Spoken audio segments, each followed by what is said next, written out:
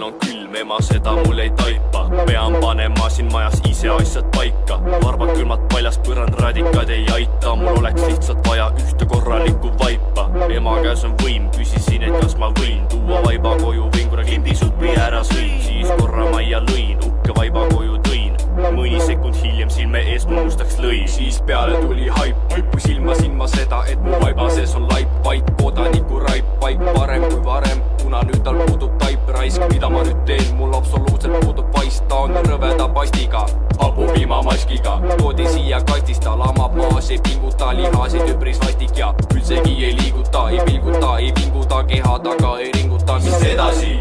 Kas appi tuleb kedagi? Vaiba aidas taiba omale ema koju veda.